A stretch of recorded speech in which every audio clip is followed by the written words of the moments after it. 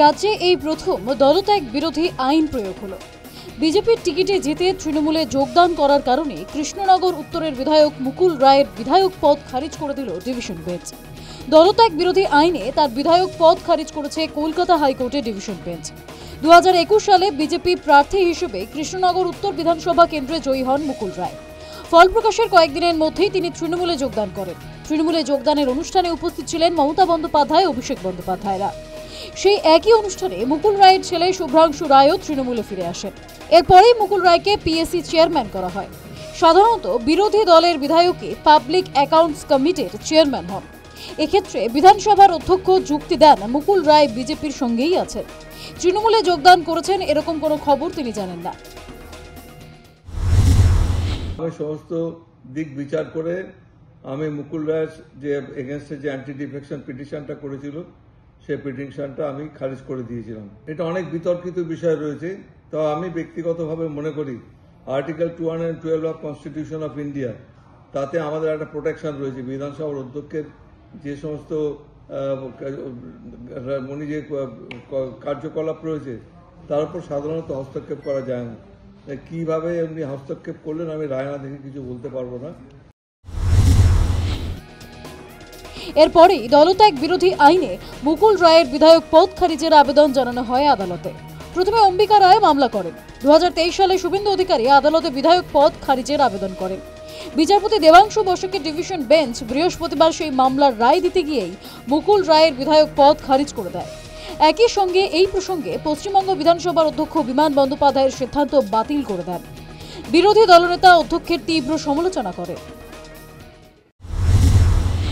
আমি অত্যন্ত খুশি। আমার 4 বছরের লড়াই এটা। 2021 সালে আমি এলওপি হিসেবে লড়াই শুরু করেছিলাম। স্পিকার মুকুল রায়কে বলেছিলেন উনি বিজেপিতেই আছেন। পরে আমি হাইকোর্টে যাই, পরে উচ্চ আদালতের ইন্টারফারেন্স হয়। ফাইনালি গত 1 বছর সম্মানীয় বিচারপতির বেঞ্চে এটা হিয়ারিং হয়েছিল। হিয়ারিং কনক্লুড ছিল, অর্ডার রিজার্ভ ছিল। আজকে 2টোর সময় অর্ডার পাস হয়েছে। এটা সংবিধানের জয়। শুধু মুকুল রায়ই নন, এর আগে একাধিক অন্য দলের বিধায়কেরা তৃণমূলে যোগদানের পরেও তাদের বিধায়ক পদ খারিজ হয়নি। 2016 সালে বিধানসভা নির্বাচনে কংগ্রেস প্রার্থী হয়ে সবং বিধানসভা থেকে জিতেছিলেন মানস ভূঁইয়া। ভোটে জেতার পরে তিনি তৃণমূল কংগ্রেসে যোগ দেন এবং মুকুল রায়ের মতোই তাকে পিএসসি চেয়ারম্যান করা হয়। এই বিধানসভাতেও একাধিক বিজেপি বিধায়ক দলত্যাগ করে তৃণমূলে যোগ দেন, কিন্তু তাদের বিধায়ক পদ খারিজ হয়নি। সুমন কাঞ্জিলাল, তাপসী মণ্ডল, তন্ময় ঘোষেরা দলত্যাগ করেও বিধায়ক পদে বহাল রয়েছেন। 2011 সাল থেকে সিপিএম, কংগ্রেস, আরএসপি, ফরওয়ার্ড ব্লক, সমাজবাদী পার্টি, 21-এর পর থেকে বিজেপি টার্গেটে ছিল এবং কংগ্রেস সিপিএম পারেনি লড়তে। মোট 54 এমএলএ কে ভয় দেখিয়ে সুইচ ওভার করিয়েছে। 54 এমএলএ। আমি খুশি।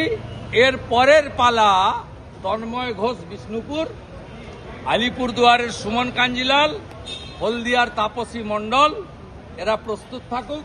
এর পরের পালা এদের। এবং বিমান ব্যানার্জি আজকে বুঝে নিয়েছে ভারতবর্ষের সংবিধান শেষ কথা বলে। বিমান ব্যানার্জি এই দলদাস ব্যবস্থাপনা শেষ কথা বলে না, আজকে প্রমাণ হয়ে গেছে।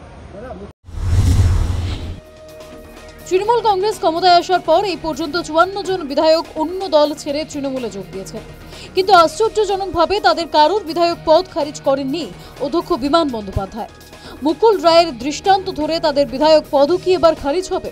দলত্যাগ বিরোধী আইন কি কার্যকর হবে? News time.